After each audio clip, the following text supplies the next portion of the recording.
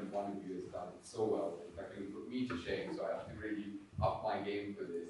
But you've done really exceptional. And each story is powerful, really resonated, very relevant to the current climate. So thank you for those insights. Ideas change everything. But is that true?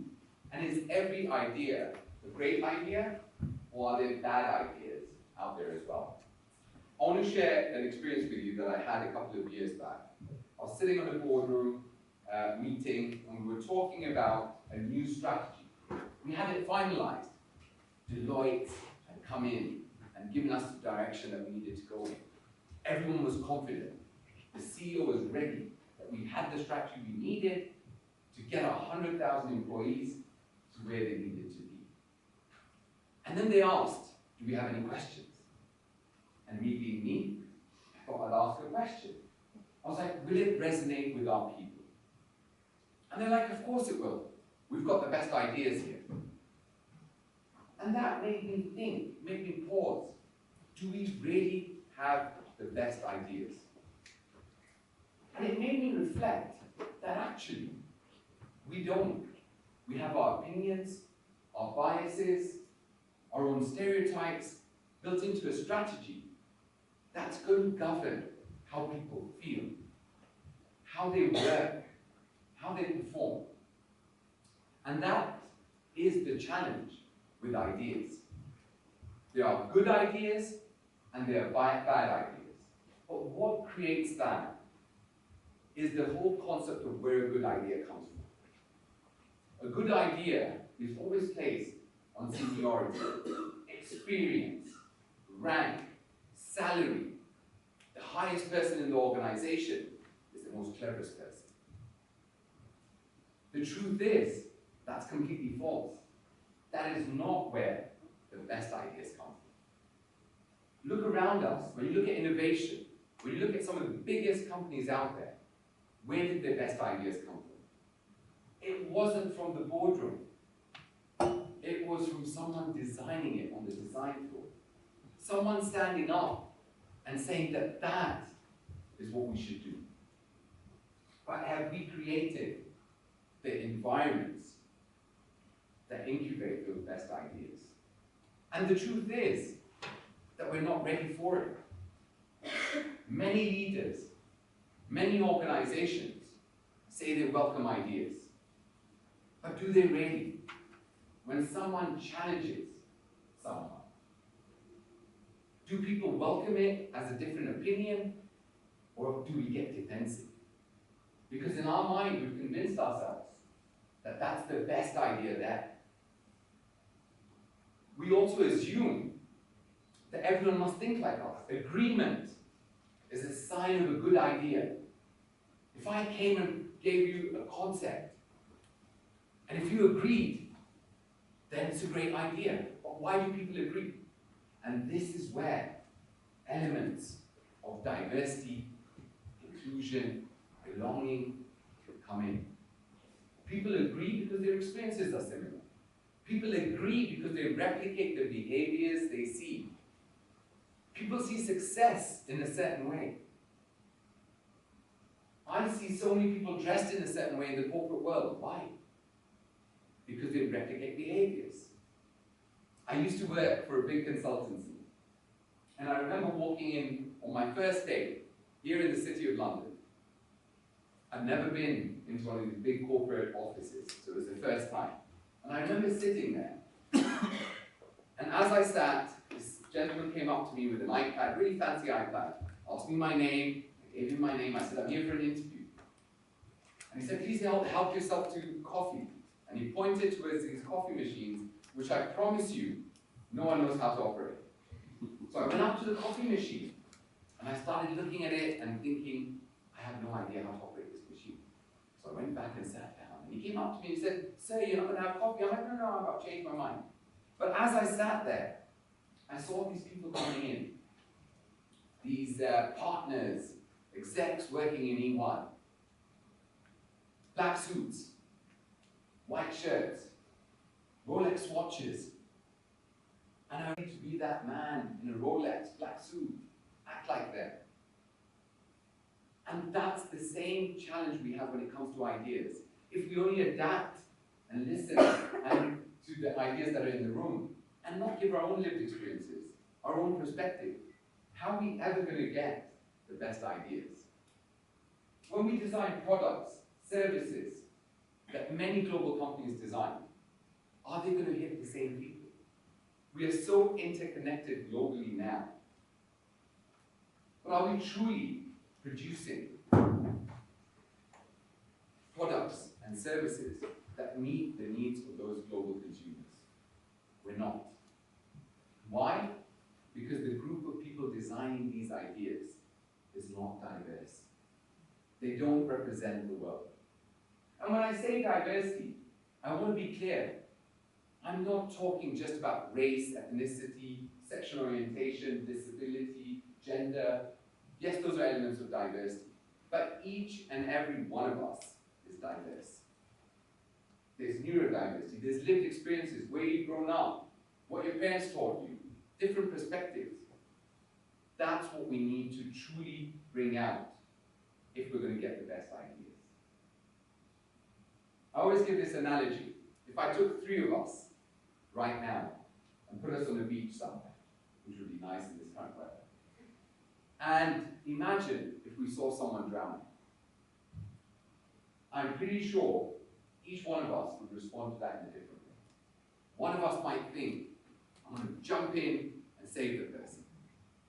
The other might think, I'm going to call the lifeguard. And the third person might think, I'm going to do nothing. Do you know what that's based on? And they could all look the same. I could pick 3 people who look similar to me in this room, but we could have that response. But why people think differently? Because their lived experiences are different. What we've been taught is different. But we need that thinking if we're going to solve problems. If our ideas are going to really revolutionize the future, the world. But how do we get there? And what do we do to get the best ideas? Psychological safety is huge. People do not share ideas because of fear of getting it wrong, being shut down. How many times have you sat in a lecture in university or within a meeting and you've got something in your mind, but you don't want to be the first one to put your hand up? You don't want to get it wrong. You don't want to embarrass yourself. Those are the ideas that will change the world that were never heard. Those are the ideas that we need. But we can all do our bit, not just as leaders or big corporate execs, but as individuals, to create environments that nurture the best ideas out there. And that requires us to really follow a few key principles. The first one being, are we truly asking the question in the right way? The amount of times people ask a question which already has the answer built in, that does not welcome a different perspective. If I said to you, it's great being here, what do you think? What's your response going to be to that? It is going to side with my it's great being here. How can you phrase that question in a different way to get a different perspective that does not align necessarily with the way you think? That's what we need to do. Create environments where those ideas come through. How do we ensure we understand that culturally we're all different? Each and every one of us. That's not a good or a bad thing. But how do we meet people halfway? In the future, all of us, all of you, will work in multicultural organizations, workplaces. It's not about giving up your culture. It's about meeting people halfway. People respond to things differently. Are we ready for that? Do we create those environments? Our body language. 70% of our communication is through our body language. How are we going to do that in the future when we're virtual? How are you going to ensure that ideas still come through when people are virtually sitting on their laptops, but they've got something else they're focusing on? How are you going to encourage those ideas? And that is where responsibility comes. The amount of times I hear ideas in meetings And the response usually is, that's a great idea. And then let's carry on with what we were doing. You need to follow through on ideas, different perspectives. When we're doing work and someone gives you a different angle, think about it. We need to open our minds to a different view. When I was a young kid, my parents used to tell me, you've got one mouth and two ears. And you need to listen and speak in that proportion. And it's a skill I've learned over time. We don't listen enough. We talk, but we don't listen. And how do we listen to those different perspectives, different ideas? And the other element that I think is very, very powerful for us to get those ideas that will truly change the world is understanding that as organizations evolve, as the world evolves, how do we ensure that we learn to agree, to disagree? Now, what do I mean by that? I just want to spend a few moments on this, because the world, I believe, is at that stage. Either you side with me, or you're completely wrong. Diversity.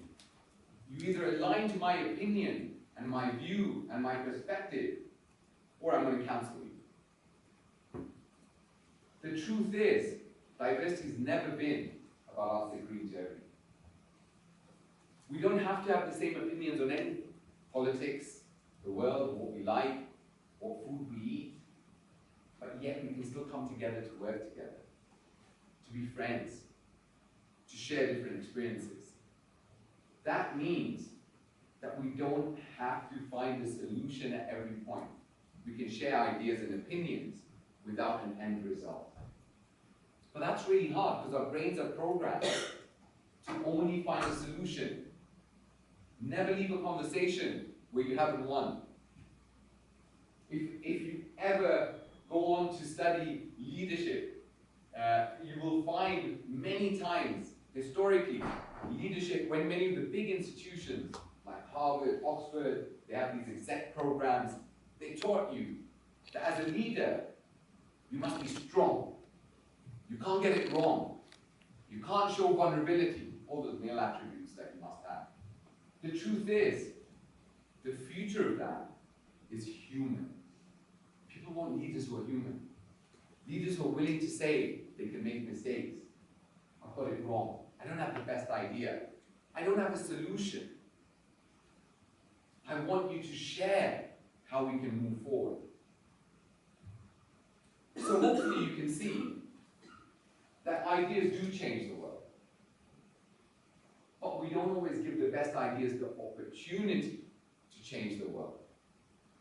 But each and every one of us can leave here today with a view that the next time someone asks, the next time someone shares a perspective, you will welcome it with open arms. You will hear a different perspective to your own, and you will explore it.